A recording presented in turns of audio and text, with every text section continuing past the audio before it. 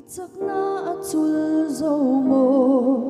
irin na iring hel mo, kalngay na siya lovin mo, siya tiyam tu itong lo mo, masehey hidon siyang la.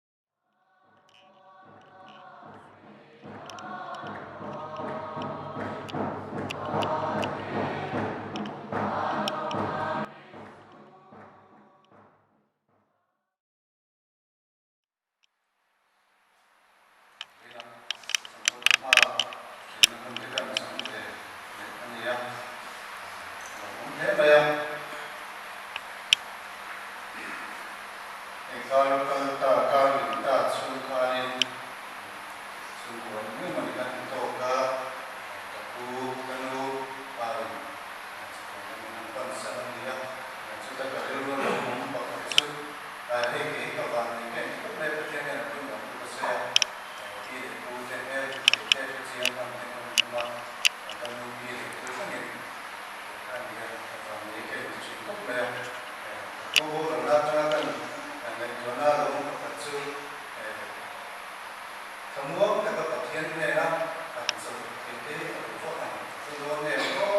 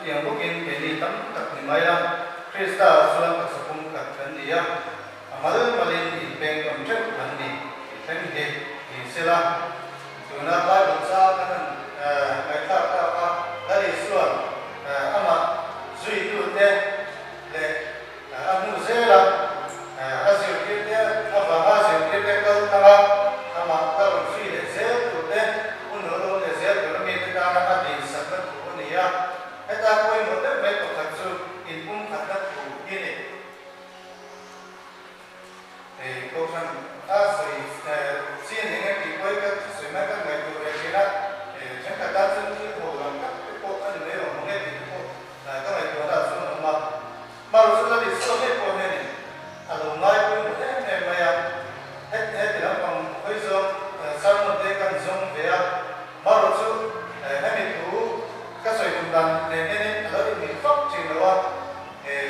hem cả cho nên anh bạn đi tổ chức cái số thì cũng thật là đủ chúng ta thì anh sẽ gọi chuyện các bạn bao giờ chúng mình sẽ cũng là còn sẽ thì anh được không các cái rồi kiểu lúc cùng với đàn anh có nghe rồi số Christian thì do nên các giáo phái của bên sẽ cần cùng anh ấy cái Christian thì mà mình có số việc cái chi phí anh leader cái gì về đây ba nên việc cái chi phí ta hiện nay cái sẽ cái buat saya sebagai upaya baru suatu yang ini sebagai upaya kami cuma batu suai dulu apa batu suai dulu kai kau pernah tahu dong kali itu pada tuan ini yang tuan ini lusiran dia yang tuan ini baru yang kali yang tu kan suai dia Kristen kita cuma dulu itu ania Kristen kan dia ni kan soi na nge ya denomination kan han ti po so chang kan tam te mai sia Christian ti he yang ni sa ko da ga te ko me nge Buddhist sa te Hindu te Muslim ma te ni te ko lai ko china yang ni chu an ni lo tom ni so ni a sia ta ni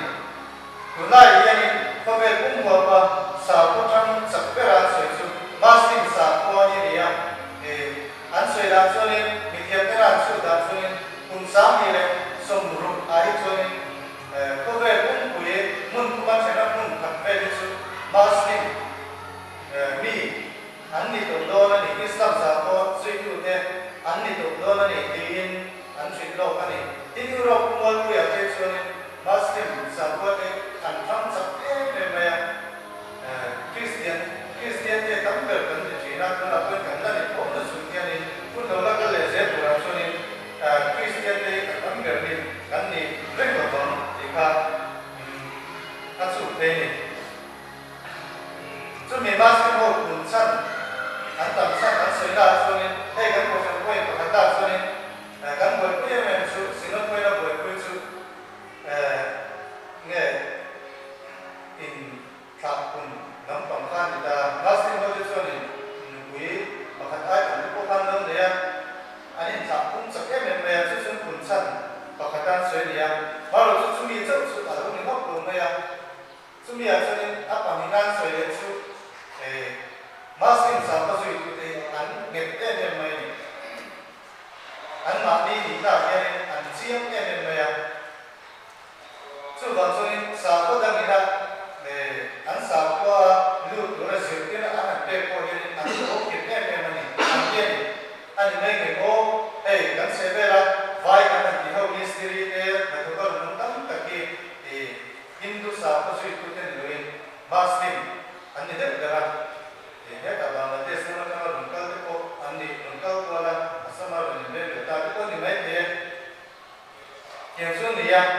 theo với cô thì cái câu nói là cô mà xin sản xuất thì cái này là bây giờ cô cái này là liên quan đến mà là cái mà liên quan đến ba cái thằng là mà cô KGP cái này nó có cô ba cái thằng là cái số này cô xây cái thằng cô xây baptisma cần sản xuất về chắc mấy này cần lòng em này mà sẽ tập tất cả các số này các baptisma sản xuất cái ta có lẽ này anh cũng suy đa sẽ anh suy đa cái ông chuyện đó này chú Muslim hội thế nghe anh tôi hiểu rằng chú anh mấy ông này mà sẽ sang cái gì anh đã làm cái câu chuyện này cái này sẽ liên quan gì à anh các cái mối quan hệ anh đã suy nghĩ chú anh sẽ sâu sắc rồi cũng may thế cái cho nên anh biết đâu cũng là anh sắp tới này mấy này chú anh cũng san và các anh nhớ cô đang bên cuộc sống này sao có thể làm được cái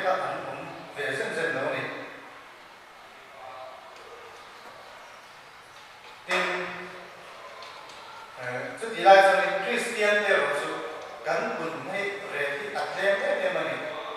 ram thong changa hian in missionary kan tier chu hian in tiang kanin ngi tam tak chu tilai chuan Christian ni ring chung sia ring na chiang wa chen chu pathian om ring lo se hian te ram sang ka ma tu sun tam tak kan ma mizoram ma le ko su tiang chu kan lo om su se ta tin nge Christian ni chung sia câu phần để mà đi qua pháp của tôi in băng lên đầu Christian là các những lên đầu cái tâm tập gần mê của mình tất nhiên cho nên Christian là cái cần chiang đầu về chuyện của mình cho lại cho Christian thì cần cùng chẳng lúc chẳng bắt tập à cái cuộc sống anh ấy cái câu phần Christian thì alo số các số bài của các bạn cho nên tiêu cầu bảo nó bắt tiêu cầu bố là tiêu kể qua tu sĩ là online chút thì lại số cầu phần thì các loại không quan trọng không thích của nó các cầu phần nó các Christian để thì số thì cho nên cầu phần thì số các sẽ là cần chuyện là nên ăn nuốt cho nên mình đi qua để lấy cầu phần thì tất cả để ăn Christian kan tidak main malu tu incen dapat kalau ta thì cho nên các thằng cầu phần Catholic thì đấy có sắp cầu phần và có độc giả thế lối xem trong ta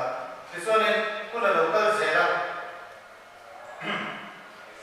Catholic cầu phần khá áp dụng tổng số anh đi vào nghiên anh quý tiền để tiêu thì đàn tất cả các nên dùng cuộc sống đó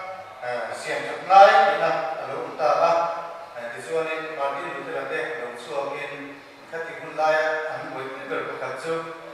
xuống này nằm là để khá so để cho sum mga thì nghe thế là biết cái rồi cái này điên khác anh có sống chơi cũng thế thiếu cả quy định anh này là thì cho nên không biết trong cái này để cầu xuống là thì là cầu tình cầu cũng là ôi lắm cả các bạn đi một cái thằng chuyện thì cho nên cũng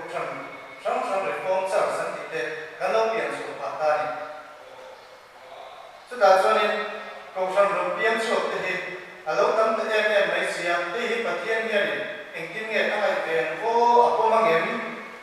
mà suy tư thì hiện bốn đặc set tăng nghiệm thì cái điều đó cho nó chỉ là mà rồi các anh có nó bảo ta cho nên India ram rồi tu rồi quyết tập bảo ta là rồi India ram hàng trăm state trong đây rồi phía là rồi bằng bao của nó và trong kinh địa thắt tiền lâu qua nên cái này Christian Paul trong cái cái căn tung cái là sự là đi xuống Christa nên in zoom đó anh em làm hiện nên bằng bao của nó bằng bao trong bảo đại nên lâu tất thế âm kha nên là đi xuống zoom tụ ra đi đàn để cầu tung này mà rồi sự tung cũng muốn xí cái này hiện nên là chuyện đó số bằng số nên Christian cái này chắc là vào hiện nên in sấy sẽ bị tụ lên nghe tin có dịch tụ bị cái năm số đó này, cho nên là vào cho nên Christian thì in cũng khá là cái lòng đi quay một cái gì á hay cũng phải làm cái cô hier nên đi giải nó bảo cái cô căn cái chuyện của cái cô phần này sẽ làm số ấy bên em đâu cái mà cô suy là nó gì à cô chẳng tầm thế mà một số hành vi cần thiết của một số là để số Christa này in zoom phản ứng cái cũng rất vấn đề số phản số nên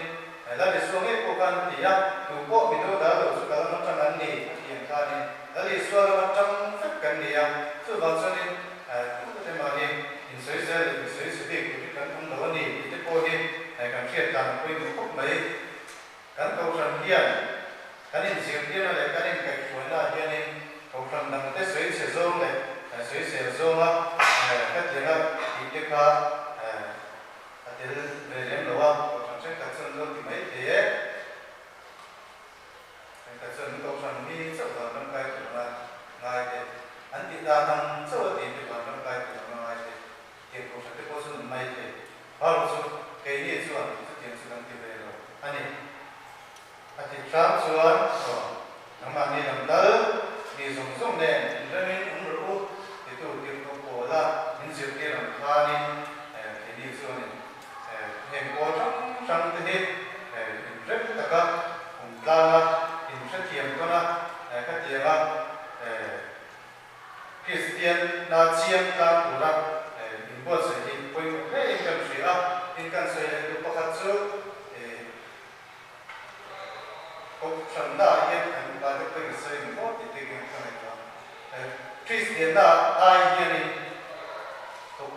hianin kan lu thu na san ni ko ni ala kum te ngam sia asan chu la ri su nei ko kha ni apun lai an sa pu soi tu le le ne mi pa mai sun lam pa kan nai ngo parisai de le se tu le ka apun lai adem de ra te ni parisai pa ni fel ta kan ni dan ning kim zom thap thap ten andia in parisai jan ka pe su afil fiel zon pe su koma ka ko hianin an hoi so na tinge asan chu ko na suwa an tu mang an bawa ki ka ni hoi na pang en na ra ra hoi na pang en sungin ko ma ko an ka an ga chi na nge asan le an tap an lu ko tap che na yan ten na tinge an hoi so so ni nge me chia na chu tak ten bo ma an no ta na ko na suwa ko ni den ba an ten tiền đó cho mình không tập mấy mình phải tập mấy anh đi, sẽ nó để số cái này nó học rồi này, cho tiền đó cho nên cái gì cũng như Paul ta chẳng hạn ngay em mấy gì, mà sẽ Christian đó cũng là chẳng hạn ngay bác sĩ rồi cái cái gì nhẫn khi muốn thế này, cho mình để cho nên nó để số mình học rồi, phải sai cái này là cái gì thì cho xong sau đó bắt đầu chúng ta làm thế lẽ sau đó sẽ chúng ta làm thế để đắm chỉ trong làm thế cái này anh dùng cho em này và sẽ là chú ai quên một số về nó thế không phải nó thế riêng ông nó thế tính ngày học sĩ thì chú anh này tính ngày quên một số từ chú tí nó đi xuống phải sai cái cái chuyện này chú vào chú này nó đi xuống suy tu cái này chú này cái cục phần thiếu thì thấy cái tiếng ngày tụ nó này 바로 주주 아이의 모습이 간대니 이게 감시했다는 거예요. 주주 간 크리스티안도 꼭 아니 이게 감시했다는 거예요. 많이 이전에 인정다 같은 미담때는 꼭 간놈 태도 알로니 한 소리를 주인이라 마한 마간디 칸 크리스티안 라리소 아이사 크리스티안들 인공다 꼭 하나 갈 배치나 크리스티안들 문단 북한에 Christian itu maksud paksa, orang ini atau seorang anu antara Islam Christian ini dari sosial media ini nun tapi kalau seorang real seorang India orang itu Christian namanya hati setiap seorang dia ngai pun mau tu dia ngai pun masuk so yang tujuan intention tadi ko san Paul in da nên chúng ta mang cái hiện Paul đẳng cái này cái hiện cái này tại China chúng mình cho nên cái nền đàn của cái hiện Christian nó cái cái điểm này của cái đàn mà này hết của số của cái của sẽ lại cái cái của san này nhưng mà là có Reverend Doctor thì đặt thì có ba mươi tiếng in hemi chungcha soine ngai thara tin baptist nam panami an moderator kan suaka kusui ngai thapuka khan ngai tha ta ka ni kan to transfer ko te wi suani impum khatta le ko na te ji chu an lo va han ngai ko mo in Christian te in lung ro ta ka thian ram zon ko ta na ko te an lo va sa te ka ngai ko na chon ma ama ro chu chu rồi rồi thì tất cả những cái sự in tay là in cái gì nó sẽ làm vậy mà nếu cái việc kia thì cái số được xem thật chất số này việc thật đúng không cái gì đi bên bảo giải kiểm thì chúng ta sống được cái bản xia bậc tiết sản phẩm muốn nào thì sống được cái đạt thì ông đồ mua để thì anh biết rồi là việc rồi cũng bảo thế anh đi cho nên rèn anh luôn thì học những cái sản các sản xuất chúng năm tàu đi xem nó sâu in trong chúng ta nó sâu tiền sâu ta nên luôn đầu cần quy định này xuất hiện cho cảm giác mong rồi cứ có anh xì cho nên kinh nghiệm đã đi xuống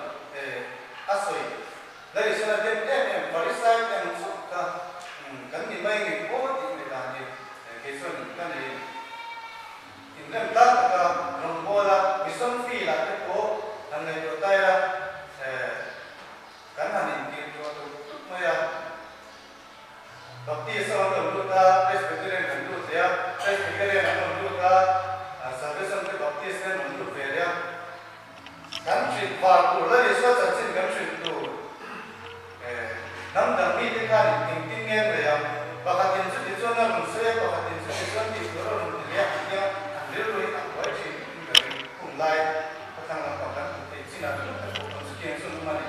so ba so in Christian ni ya ni ko ran ram zap ni no in la ni so ram zap to ra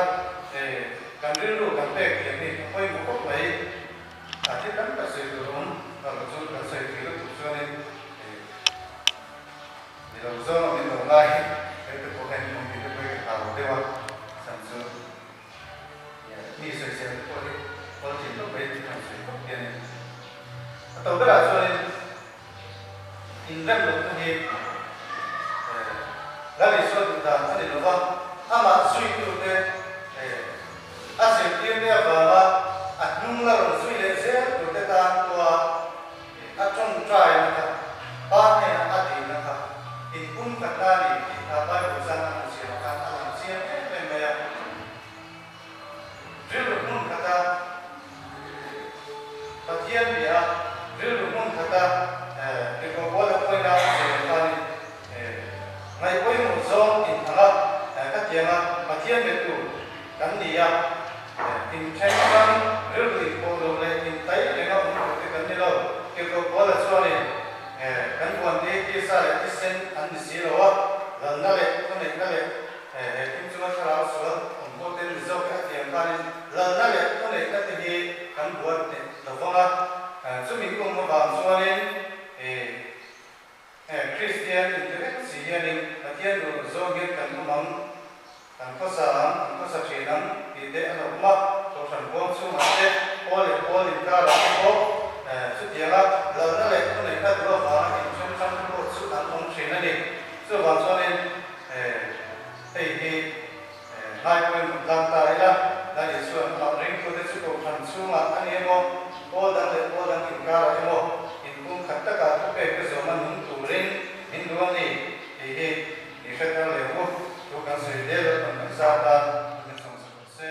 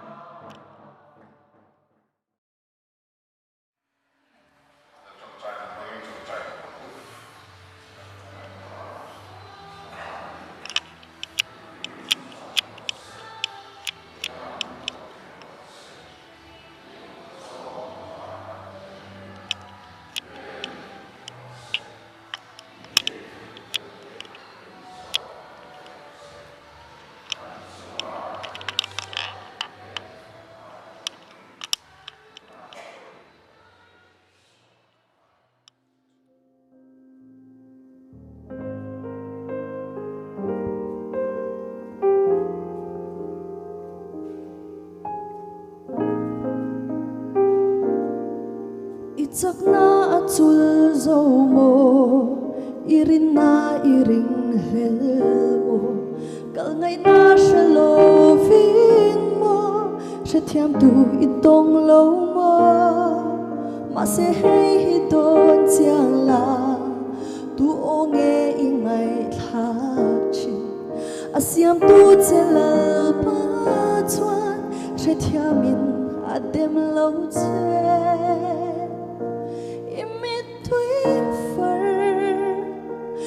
biang loa ít hình lung liao asiat bụi che